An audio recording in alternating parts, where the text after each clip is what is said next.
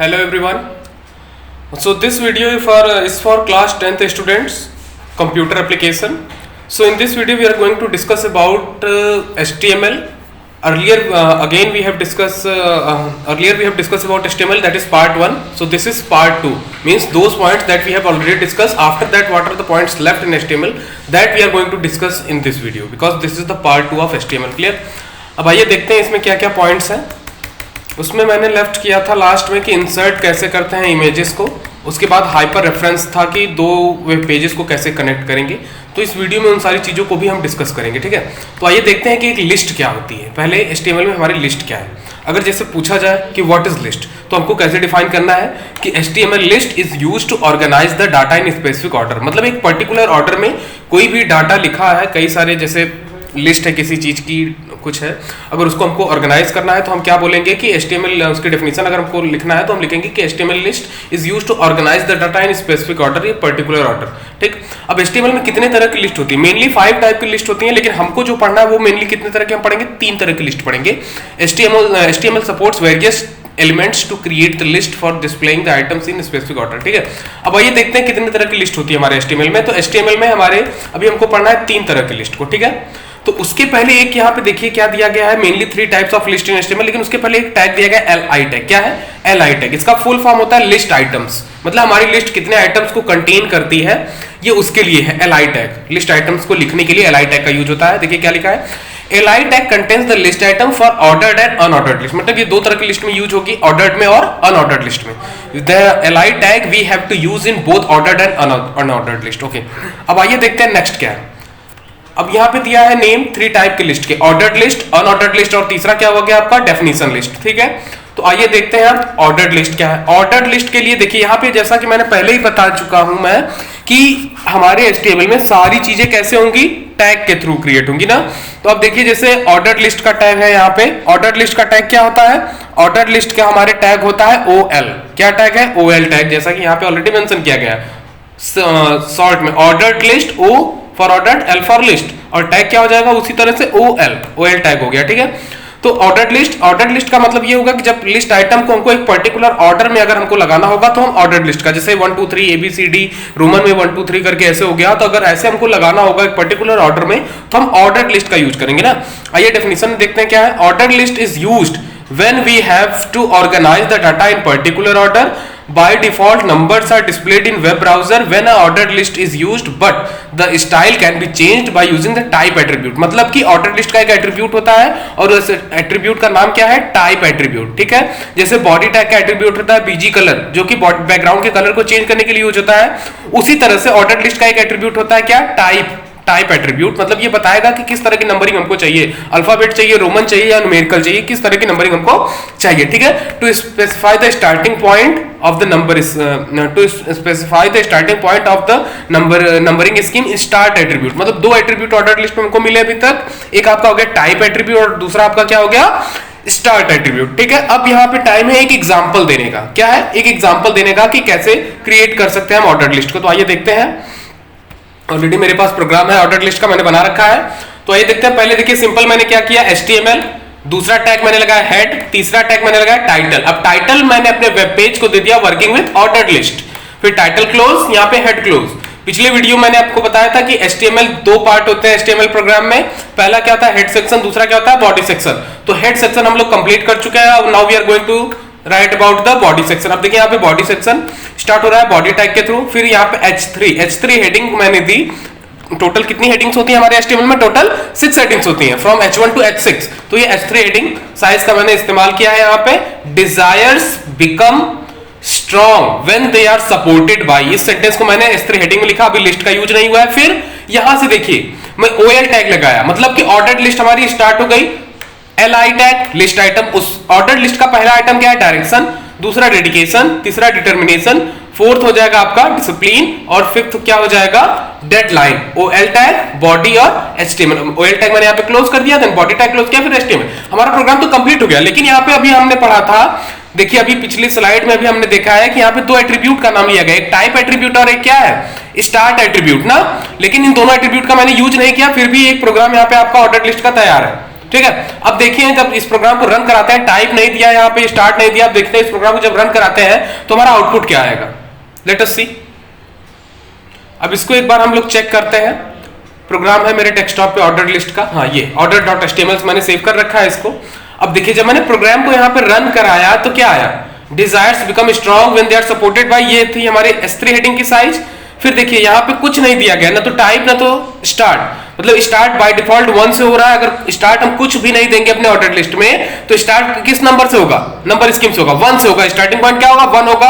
और अगर कोई टाइप नहीं देंगे कि हमको रोमन चाहिए कि अल्फाबेट चाहिए कि न्यूमेरिक चाहिए, तो बाय डिफॉल्ट न्यूमेरिक में 1 से स्टार्ट होगा, ये 1 2 3 4 से, ठीक है। अब आइए इसी से कुछ चेंजेस करते हैं ऑर्डर लिस्ट में। हम लोग ऑर्डर लिस्ट में मैं गया यहाँ पे, अब इसी ऑर्डर OL टैग के अंदर मैंने लिखा टाइप, सॉरी पहले मैं स्टार्टिंग पॉइंट देता हूँ, स्टार्ट इक्वल्स टू मैंने दे दिया क्या 11, क्लियर है। यहाँ पे 11 दे दिया मैंने, स्पेस दिया मैंने, लिखा टाइप। अब टाइप क्या है, टाइप इक्वल्स टू मैंने दिया यहाँ पे रोमन, ठीक है। अब ये रोमन में चाहिए और 11 से स्टार्ट होना चाहिए लिस्ट आइटम्स, ठीक है। अब आइए करके देखते हैं इसका एग्जांपल। ये है, इसको मैंने रिफ्रेश किया, अब देखिए ये चेंज हो गया, रोमन में 11 12 13 14 15, मतलब 11 से स्टार्ट हुआ और टाइप क्या हो गया इसका, रोमन हो गया, ठीक है। तो ये हुआ आपका ऑर्डर्ड लिस्ट, क्लियर। अब आइए नेक्स्ट देखते हैं, एग्जांपल हो गया ऑर्डर लिस्ट का, उसकी डेफिनेशन हो गई, ठीक है। अब आइए नेक्स्ट आ जाते हैं ऑर्डर लिस्ट पे, सॉरी नेक्स्ट आ जाते हैं अनऑर्डर्ड लिस्ट पे, ठीक है।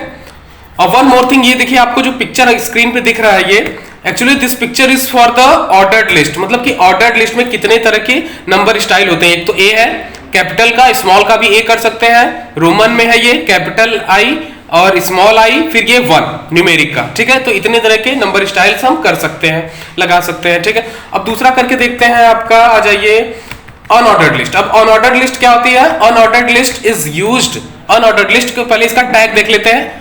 अनऑर्डर्ड लिस्ट का टैग क्या है, यूएल टैग है, ठीक है। ये कैपिटल में लिखे या स्मॉल में लिखे, यूएल टैग ही यूज होगा अनऑर्डर्ड लिस्ट के लिए। अब देखिए इसकी डेफिनेशन देखते हैं, unordered list is used when we have to organise the data but the order of the data is not specified, मतलब कि हमको क्या करना है, डाटा को ऑर्गेनाइज तो करना है, लेकिन वहां पे 1 2 3, मतलब ये कोई स्पेसिफिक नहीं कि कौन सा डाटा नंबर 1 रहेगा, कौन सा डाटा नंबर 2 रहेगा, कौन सा नंबर 3, कौन सा नंबर 4, ये नहीं है, ऑर्डर स्पेसिफाई नहीं करना है, बस हमको ऑर्गेनाइज कर देना है। तो ऐसे कंडीशन में हम किस तरह की लिस्ट का यूज करेंगे अपने वेब पेज में, अनऑर्डर्ड लिस्ट का, ठीक है। और इसको स्टार्ट करने के लिए टैग कौन सा होगा, यूएल टैग होगा, ठीक है। और एक और चीज, ये देखिए इसमें 3 तरह, जैसे यहाँ पे A B capital I small I और 1 है, तो इसी तरह से यहाँ पे भी 3 तरह के टाइप हैं यूएल लिस्ट में। पहला डिस्क लगा सकते हैं किसी भी आइटम्स पर, ये सर्कल लग जाएगा, इसको बोलते हैं स्क्वायर, ठीक है। तो आइए देखते हैं कैसे। अब मैं फिर से वही प्रोग्राम ओपन करूंगा, ऑलरेडी मैंने अनऑर्डर्ड का भी बना रखा है, लेकिन मैं ऑर्डर्ड के ही प्रोग्राम में आपको चेंज करके दिखाता हूं, ठीक है। अब जैसे यहाँ पे है OL की जगह मैंने UL कर दिया, यहाँ मैंने लिखा UL टैग, ठीक है। अब स्टार्ट तो इसमें कुछ है नहीं कि 1 2 3 करना, तो स्टार्ट एट्रीब्यूट इसमें होता ही नहीं है। हाँ, टाइप एट्रीब्यूट का हम यूज कर सकते हैं, जैसे टाइप के जगह पे मैंने यहाँ पे दे दिया आपका सर्कल, क्या दिया, सर्कल, CIRCLE, सर्कल मैंने लिखा। अब इस चीज को मैंने यहाँ पे OL टैग जैसे यहाँ बंद है तो मैंने UL कर दिया, ठीक है। अब ऑर्डर्ड लिस्ट को इसी सेम प्रोग्राम में मैंने अनऑर्डर्ड बना दिया है। अब देखते हैं प्रोग्राम को, सेम प्रोग्राम को रन करा के देखते हैं क्या रिजल्ट आता है, ठीक है। अब देखिए यहाँ पे 11 से स्टार्ट है रोमन में, अब देखिए सेम प्रोग्राम अनऑर्डर्ड लिस्ट हो गई, यहाँ पे सब कहाँ हो गए, सर्कल बन गए ना, यहाँ पे सब सर्कल्स हो गए, जितने लिस्ट आइटम थे वो कहाँ से स्टार्ट हुआ है, सर्कल से स्टार्ट हो रहे हैं, ठीक है। तो इसी तरह से हम यहाँ पे स्क्वायर भी लगा सकते हैं। आइए प्रोग्रामिंग में देख लेते हैं, जैसे यहाँ पे टाइप सर्कल है तो मैं इसको चेंज कर देता हूं और मैं यहाँ पे क्या लगाता हूं, स्क्वायर लगा दिया मैंने। अब मैंने इसको सेव किया सिंपली और फिर से मैं वेब पेज पे गया अपने और रिफ्रेश कर दिया। अब देखिए क्या हो गए, सारे सर्कल्स स्क्वायर में चेंज हो गए। इसी तरह से एक डिस्क भी होता है तो डिस्क भी लगा के देख सकते हैं, ठीक है। अब आइए नेक्स्ट आगे बढ़ते हैं क्या होता है। अब अगली टाइप की आपकी लिस्ट है डेफिनेशन लिस्ट, ठीक है। डेफिनेशन लिस्ट जैसा कि नेम से ही क्लियर हो रहा है कि डेफिनेशन लिस्ट मतलब ये किसी की डेफिनेशन देगी कि डेफिनेशन अगर हमको लिखना है, किसी टर्म को डिफाइन करना है अपने वेब पेज के अंदर, तो मैं क्या करूंगा, डेफिनेशन लिस्ट का इस्तेमाल करूंगा। अब इसके लिए आप एक चीज देख लीजिए, जैसे कि क्या था कि डेफिनेशन लिस्ट के लिए पहले हम ऑर्डर्ड लिस्ट के लिए OL टैग इस्तेमाल करते थे, अनऑर्डर्ड के लिए UL इस्तेमाल करते थे, और यहाँ पे डेफिनेशन लिस्ट के लिए जो टैग इस्तेमाल होगा वो है आपका DL, क्या है, शॉर्ट में DL टैग होगा, ठीक है, कैपिटल या स्मॉल, क्योंकि केस सेंसिटिव नहीं है ये, तो कोई भी एक तरह का अल्फाबेट हम यूज कर सकते हैं। तो मैंने लिखा यहाँ पे DL टैग। अब लेकिन देखिए इसमें 2 अतिरिक्त और टैग दिए गए हैं, DD और DT। मतलब देखिए अब कैसे ये DD और DT क्या है, डेफिनेशन लिस्ट है हमारी, अब डेफिनेशन लिस्ट मतलब क्या, किसी टर्म को हमको डिफाइन ही तो करना होगा।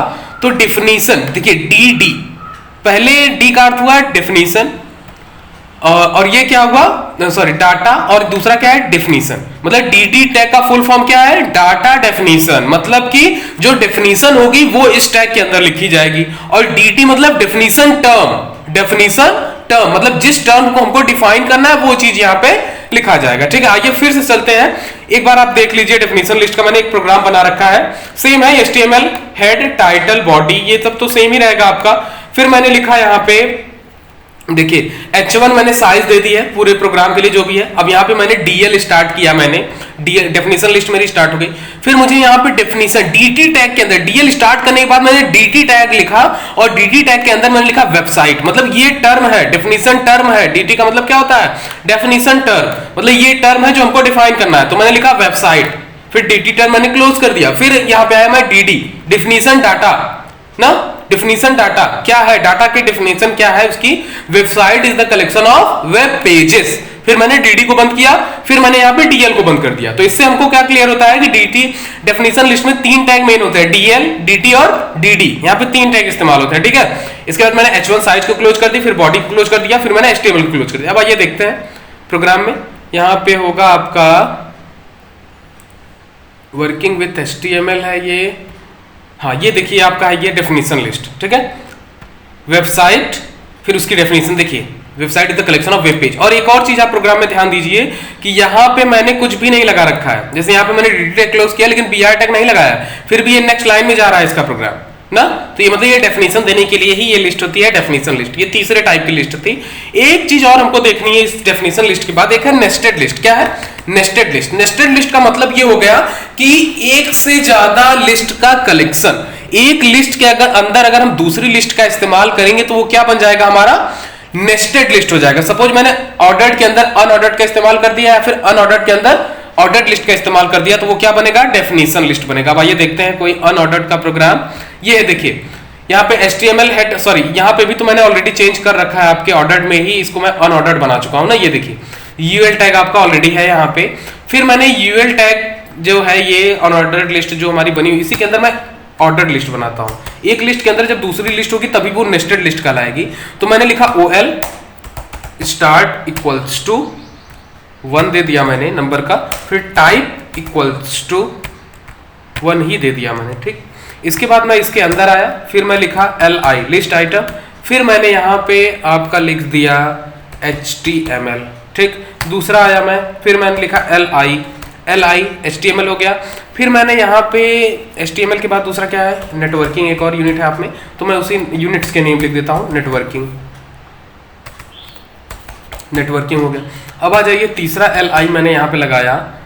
तीसरा LI लगाने के बाद मैं यहाँ पे लिख देता हूँ एक और यूनिट, scratch/python। क्लियर, scratch/python ये आपका हो गया। अब मैं यहाँ पे OL टैग को क्लोज करना चाहूँगा। OL टैग को मैंने यहाँ क्या किया, बंद कर दिया। अब देखिए HTML ये आपका एक और अनऑर्डर्ड लिस्ट यहाँ आपकी स्टार्ट हो रही है और एंड यहाँ पे हो रही है नीचे, मतलब कि ये क्या कंटेन करती है, अनऑर्डर्ड लिस्ट के आइटम्स के साथ साथ एक ऑर्डर लिस्ट को भी ये कंटेन कर रही है। ठीक है, अब आइए इसको रन करा के हम लोग देखते हैं। सेव, अब इसी ऑर्डर्ड लिस्ट के प्रोग्राम पे मैं जाऊँगा, ये है वर्किंग विद ऑर्डर्ड लिस्ट का। ठीक है, अब ये देखिए यहाँ पे ये सारी चीज़ें हैं। अब मैं इसको रिफ्रेश किया पेज को, देखिए ये क्या हुआ, मैंने जो चेंज कर रखा था जो अनऑर्डर्ड लिस्ट वो सारी थी, उसके अंदर HTML, नेटवर्किंग और स्क्रैच 1 2 3 करके आ गए ना। तो मतलब कि अनऑर्डर्ड के अंदर क्या आ गया, ऑर्डर्ड लिस्ट हो गया। तो मतलब ये क्या हुई, एक तरह की नेस्टेड लिस्ट। ठीक है, आइए डेफिनेशन में देखते हैं क्या है nested list. When a list is created within a list then it is known as nested list. Example मैंने ऑलरेडी आपको करके दिखा दिया है। ठीक है, अब नेक्स्ट आपका वीडियो है, सॉरी नेक्स्ट आपका पॉइंट है लिंकिंग इन HTML। अब लिंकिंग क्या होती है, ये चीज जो मैं नेक्स्ट वीडियो में प्रीवियस वीडियो में बोला था कि आपको अगले वीडियो में मैं बताऊंगा, ये है लिंकिंग। अब देखिए लिंकिंग इन HTML क्या है, लिंक शॉर्ट फॉर हाइपरलिंक, मतलब ये लिंक अगर बोलते हैं तो वो शॉर्ट फॉर्म होता है हाइपरलिंक का। फुल क्या है, हाइपरलिंक। ठीक है, फुल वर्ड हाइपरलिंक है। तो हाइपरलिंक क्या है, is an HTML object that allows you to jump to a new location when you click or tap to it. इसका मतलब ये हुआ कि HTML में अपने शब्दों में अगर समझे तो हाइपरलिंक का मतलब ये होता है कि ये हमको एक टेक्स्ट या पिक्चर प्रोवाइड करेंगे जिस पे हम क्लिक करके एक नए वेब पेज पे हम पहुंच सकते हैं। ठीक है, और ये कितने तरह का होता है? 2 तरह का होता है। क्या है? इंटरनल लिंकिंग और दूसरा क्या है? External linking. पहला क्या हुआ आपका? इंटरनल, और दूसरा क्या हुआ? External linking. ठीक है, आइए देखते हैं इंटरनल लिंकिंग क्या होती है। When one part of the web page is linked to another section of the same web page, then it is called internal linking। मतलब कि जब हमारे वेब पेज का, एक ही वेब पेज का कोई एक पार्ट उसी वेब पेज के दूसरे सेक्शन से जोड़ दिया जाए तो उसको क्या कहते हैं? इंटरनल लिंकिंग कहते हैं। ठीक है, जब एक पार्ट किसी वेब पेज का जोड़ दिया जाए उसी वेब पेज के दूसरे पार्ट से तो उसको क्या बोलेंगे? इंटरनल लिंकिंग बोलते हैं। और एक्सटर्नल लिंकिंग क्या है? जब when one page is linked to another web page और website is called external linking. जब एक पेज को दूसरे वेब पेज से जोड़ा जाता है तो उसको क्या बोलते हैं? एक्सटर्नल लिंकिंग बोलते हैं। ठीक है, अब देखिए लिंकिंग करने के लिए HREF मतलब hyper reference, hyper reference short में उसका टैग क्या होता है हमारे HTML में? HREF होता है। ठीक है, ये होता है HREF। लेकिन इसको कैसे यूज करते हैं? एंकर टैग के साथ। क्या है? एंकर टैग है हमारा, ए टैग है। देखिए ये एंकर के लिए क्या टैग हुआ? ए, फिर उसके बाद लिखते हैं HREF। देखिए ऐसे लिखते हैं,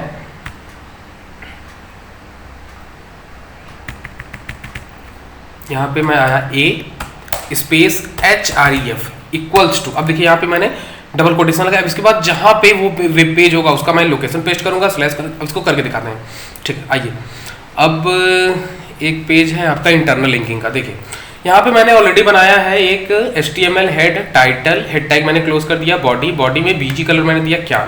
ठीक, अब H2 में मैंने लिखा इनपुट डिवाइसेस, फंट कलर दे दी, फंट फेस दे दिया अपराजिता, हमारा फंट हो गया, और साइज 60 मैंने दे दी। ठीक है, अब आइए देखते हैं यहाँ पे दिया है क्लिक द पैराग्राफ में click the words that you move to the detail for, जिसके लिए जाना चाहता हूँ। फिर ए स्पेस HREF, अब हैश टैग देखिए हैश लगा है, a space HREF equal to keyboard. ठीक है, कीबोर्ड मतलब यहाँ पे हमको ये लिंक का नाम है जहाँ पे हमको जाना है, और इस वर्ड पे मैं क्लिक करूंगा तो मैं पहुंचूंगा, और यहाँ पे हमारा क्या होता है? ये बंद हो जाता है। ठीक है, अब इस वेब पेज को देखिए,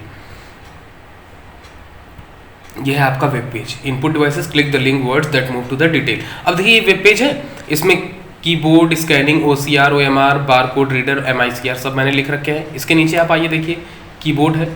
ठीक, कीबोर्ड का सेक्शन है ये, और ये दूसरा सेक्शन क्या है? स्कैनिंग सिस्टम का। ठीक है, अब एक सेम पेज है, और यहाँ पे जब मैंने कीबोर्ड पे क्लिक किया तो देखिए मैं इसी पेज की ये स्क्रॉलिंग देखिए यहाँ बीच में आ गई, मतलब कीबोर्ड वाले सेक्शन पे मैं आ गया ना। तो यही तो डेफिनेशन है कि when we link one section of the same web page to another section of the same web page, एक ही वेब पेज के एक सेक्शन को दूसरे सेक्शन से हम जोड़ दें तो उसको क्या बोलते हैं? लिंकिंग बोलते हैं, इंटरनल लिंकिंग बोलते हैं ना। आइए देखिए कोडिंग देखते हैं, इसका कोड ये हुआ। देखिए कीबोर्ड का यहाँ पे लिंक दिया गया है इसका, और ये हुआ आपका जो कि पेज है। अब इसको ये जो बीच में सारी चीज़ इसको आप छोड़ दीजिए। ठीक है, अब देखिए यहाँ पे क्या हुआ, मैंने यहाँ पे एक वर्ड, यहाँ पे एक लाइन लिखी गई, देखिए ए स्पेस, जैसे वहाँ पे था कहाँ ये ए स्पेस HREF ना, यहाँ पे भी देखिए ए स्पेस नेम, मतलब एंकर टैग पे यहाँ हाइपर रेफरेंस ए स्पेस नेम, मतलब इसी लिंक का जो लिंक क्रिएट किया गया है, अब इसका नेम क्या है? कीबोर्ड है, और ये किसको जोड़ रहे हैं? कीबोर्ड को ही जोड़ रहे हैं, मतलब कि ये लाइन यहाँ से जोड़ रही है इसको इससे जोड़ रही है ना। जब मैं इस पर क्लिक करूँगा इस कीबोर्ड पे तो मैं यहाँ पहुँच जाऊँगा। ठीक है, ये हुआ आपका। अब इंटरनल लिंकिंग, अब देखिए एक्सटर्नल लिंकिंग क्या होती है? एक्सटर्नल लिंकिंग आपकी होती है कि जब दो वेब पेजेस को आपस में जोड़ दिया जाए तो उसको क्या बोलते हैं? एक्सटर्नल लिंकिंग बोलते हैं। When one web page is link to another web page और website is called external linking. अब आइए देखते हैं क्या होता है एक्सटर्नल लिंकिंग।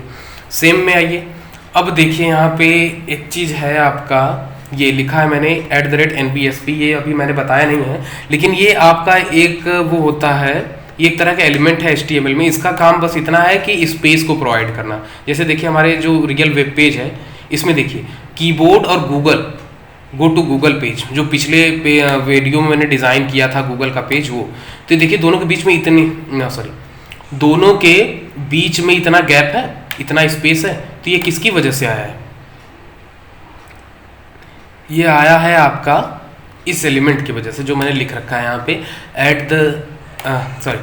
M% या &NBSP। ठीक है, &NBSP की वजह से ये स्पेस आता है, एक कैरेक्टर के स्पेस ये प्रोवाइड करवाता है। जितनी बार हम लिखेंगे उतने स्पेस बढ़ते जाएंगे। ठीक है, तो ये हो गया। फिर इसके बाद देखिए यहाँ पे क्या है कि जैसे बनाते हैं रेफरेंस, ठीक वैसे ही है। देखिए ए स्पेस, जैसे वहाँ पे HREF मैंने लिखा, ठीक, ए स्पेस HREF मैंने लिखा। अब देखिए अगर सेम पेज का होता तो ये सब लोकेशन ना देके, बट डायरेक्ट मैं हैश टैग यहाँ पे लिख देता, डायरेक्ट मैं क्या करता यहाँ पे हैश टैग लिख के और डायरेक्ट मैं कनेक्ट करवा देता इसको, ठीक है। लेकिन क्या है यहाँ पे कि अलग पेज का है, तो यहाँ पे हैश टैग मैंने लगाया नहीं है। सेम पेज पे होगा तो a space HREF equal to hash tag, then हमारे लिंक का नाम होगा। लेकिन यहाँ पे क्या किया मैंने, a space HREF equals to, पहले मैं लोकेशन दूंगा कि जिस पेज को मुझे कनेक्ट करना है उसकी लोकेशन क्या है, ठीक है। तो आइए देखते हैं मैंने क्या लोकेशन दी है यहाँ पे लिंक में। A space HREF equals to C:\user /Anupam /desktop/google.html, ठीक है। तो डेस्कटॉप पे है वो पेज google.html के नाम से, और ये देखिए ये यहाँ पे मैंने ब्रैकेट क्लोज किया, ठीक है, ग्रेटर देन का सिंबल यहाँ पे मैंने क्लोज कर दिया। इसके बाद जब मैंने लिखा, सॉरी, लेस देन का सिंबल यहाँ पे, ग्रेटर देन जो भी सिंबल है मैंने क्लोज किया, फिर मैंने लिखा गो टू गूगल पेज, ठीक है, गो टू गूगल पेज। अब देखिए सेम टेक्स्ट वहां पे भी लिख के आ रहा होगा, गो टू गूगल पेज, देखिए ये, और ये लिंक बना हुआ है, अंडरलाइन है मतलब लिंक बना हुआ है ना।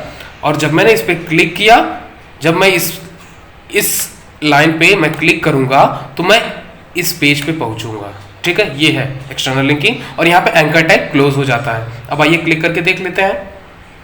गो टू गूगल पेज पे मैंने क्लिक किया और गूगल के पेज पे, जो कि देखिए डेस्कटॉप पे है google.html, मैं यहाँ पे आ गया, ठीक है। तो ये होता है कि कैसे डिजाइन किए जाते हैं पेजेस को इंटरनल लिंकिंग और एक्सटर्नल लिंकिंग के थ्रू, ठीक। अब नेक्स्ट देखते हैं, एंकर एलिमेंट बता ही चुका हूँ ऑलरेडी आपको, और हाइपर रेफरेंस भी बता ही चुका हूँ। तो ये आपका था HTML पार्ट 2, ठीक। अब नेक्स्ट वीडियो में मैं HTML की यूनिट का एंड करूंगा, और आप लोग नोट्स बनाते रहिए इस वीडियो के बेसिस पे, क्योंकि यही सारी चीज़ें जो मैं पढ़ा रहा हूँ ऑनलाइन आपको इस वीडियोस में, यही सारी चीज़ें आपकी जब ये यूनिट कंप्लीट हो जाएगी तो ये HTML ही आपका सिलेबस होगा PT1 के एग्जाम के लिए। तो मेरी रिक्वेस्ट है कि आप सारे लोग इसको कंप्लीट कर लीजिए HTML को, on the behalf of the video made by me on the topic HTML, ठीक है। आई होप कि आज के सारे पॉइंट्स आपको क्लियर हुए होंगे। So thank you very much.